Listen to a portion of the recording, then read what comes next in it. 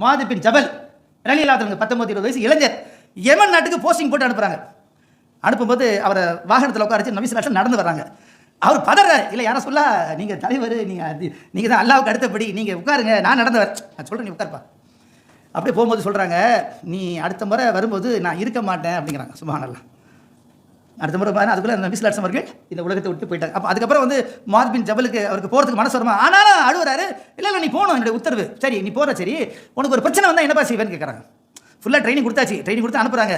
அப்புறம் அந்த தலைவருக்கு அவருக்கு போஸ்டிங் போட்டு அனுப்புறதுக்கு முன்னாடி தலைவருக்கும் அந்த லீடருக்கும் இடையில ஒரு இன்ட்ராக்ஷனை சஹாபாக்கள் 2 பேரும் பேசிக்கிட்டதை ஹதீஸ்ல ஆதாரப்பூர்வமாக இருக்குது. அவர் சொல்கிறாரு, யாரை சொல்ல, எனக்கு ஒரு பிரச்சனை இருந்தால் நான் குரானில் பார்ப்பேன், குரானில் உனக்கு கிடைக்கவில்லை என்றால் நல்ல இல்லைன்னு சொல்லலை, உன்னால் கண்டுபிடிக்க முடியலன்னா என்ன பண்ணுவேன், ஹதீஸில் பார்ப்பேன், அதில் தேடுவேன், ஹதீஸில் உன்னால் கண்டுபிடிக்க முடியலன்னா என்ன பண்ணுவேன், இந்த குரானு ஹதீஸை அடிப்படையில் வச்சு நான் என்ன செய்வேன், ஒரு முடிவெடுப்பேன் அப்படிங்கிற. சுப்ஹானல்லாஹ். பெருமானார் ஸல்லல்லாஹு அலைஹி அவர்கள் அவர் தட்டி கொடுத்து அனுப்புனாங்க. அப்போ தலைவரும் எல்லாம் எங்கிட்ட வரணும், எல்லாம் கை கட்டி நிற்கணும், எல்லாம் நான் தான் சென்டர் பாயிண்ட், எல்லாம் சொல்லவில்லை. ஆக ஆட்சி அதிகாரத்தை நிர்வாகத்தை பிரித்து கொடுக்கிறார்கள்.